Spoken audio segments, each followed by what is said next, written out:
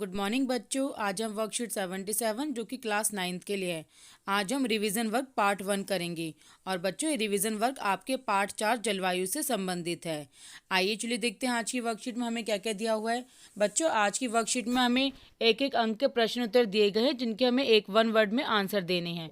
उसके बाद एक पैराग्राफ दिया गया है जिन्हें पढ़कर उत्तर देने हैं और उसके बाद कुछ हमें 4-5 प्रश्न उत्तर दिए गए हैं जिनके आंसर हमें लॉन्ग आंसर के रूप में लिखना है। आइए चलिए देखते हैं आज के वर्कशीट का पहला क्वेश्चन।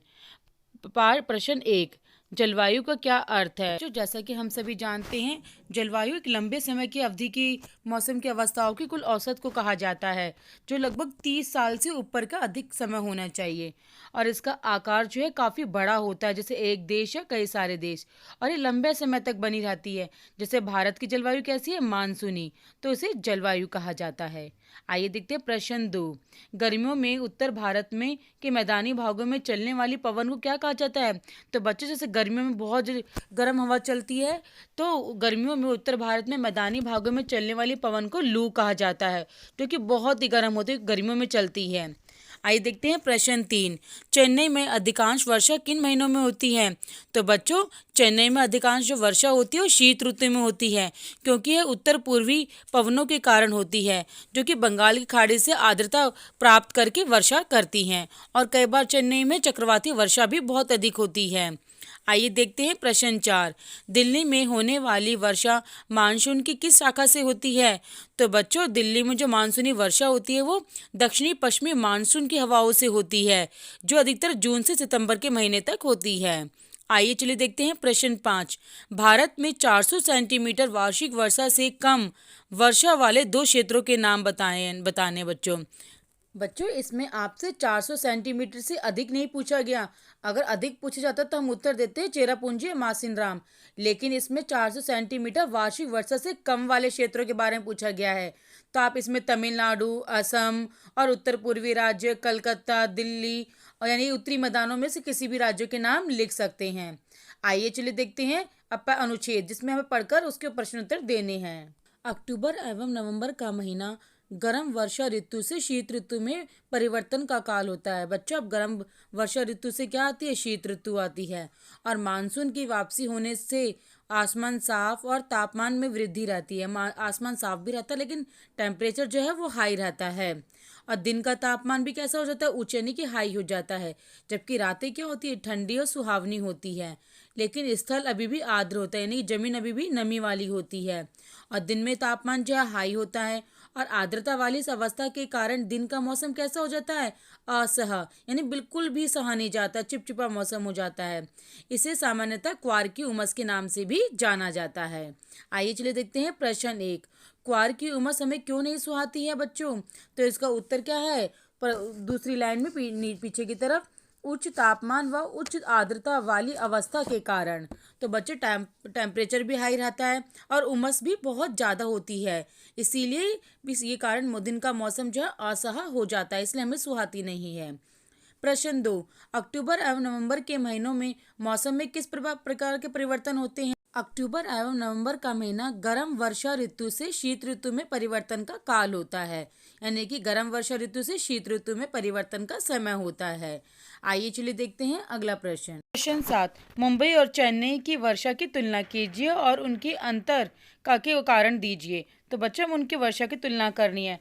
जैसा कि हम सभी जानते हैं कि मुंबई जो है भारत के पश्चिम में स्थित है और चेन्नई पूर्वी तट पर स्थित है, और मुंबई की में जो वर्षा होती है वो अरब सागर शाखा के कारण वर्षा होती है, क्योंकि इस समय मानसून जो है मुंबई में 10 जून के आसपास आता है। और बच्चों ये ग्रीष्म ऋतु का समय होता है, लेकिन समुद्र तट से दूरी से पास होने के कारण जो है मुंबई का मौसम हमेशा एक जैसा समान बना रहता है, वहाँ की समजलवायु है, इसीलिए वहाँ पे वर्षा जो है गर्मी के महीने यानी 10 जून के आसपास होती है। वहीं अगर चेन्नई को देखा जाए तो यह भारत के पूर्वी तट पर स्थित है, जहाँ पे जो वर्षा होती है वो उत्तर पूर्वी व्यापारिक पवनों के कारण होती है, और शीत ऋतु में अक्टूबर नवंबर के महीने में होती है, और कई बार तो यहाँ पे ज़्यादातर वर्षा चक्रवाती वर्षा पवनों के कारण, चक्रवाती हवाओं के कारण ज़्यादा वर्षा होती है, जिससे जान माल सबकी हानि होती है बच्चों। तो इसलिए मुंबई और चेन्नई की वर्षा में बहुत अंतर है। आइए चलिए देखते हैं अगला प्रश्न। प्रश्न 8, जलवायु और मौसम में क्या क्या अंतर है। कोई 3 कारण हमें बताने हैं। तो बच्चों, जैसा कि हमने भी पढ़ा कि जलवायु लंबे समय की अवधि को कहा जाता है, और जो है मौसम एक विशेष समय की एक क्षेत्र की वायुमंडल की अवस्था को मौसम कहा जाता है। यह एक सीमित क्षेत्र के लिए आंकलित किया जाता है, शहर, गांव या मोहल्ला। जबकि जलवायु कई सारे लंबे क्षेत्र के लिए होती है, एक देश या कई सारे देश, महाद्वीप के लिए भी एक तरीके से। मौसम कभी भी बदल सकता है, जैसे कभी दिन में धूप, दोपहर में छाँव, शाम को बारिश हो गई। लेकिन जलवायु जल्दी नहीं बदलती और लंबे समय तक रहती है। जैसे कि भारत की जलवायु कैसी है, मानसूनी जलवायु। तो इसलिए मौसम और जलवायु में बहुत अंतर होता है। आइए चले देखते हैं अगला प्रश्न 9। दिल्ली के मौसम को प्रभावित करने वाले कारक कौन से हैं?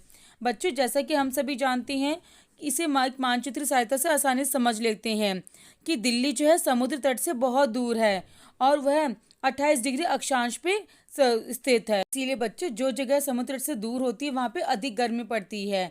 इसीलिए दिल्ली में अधिक गर्मी पड़ती है और यह अक्षांश पे स्थित है।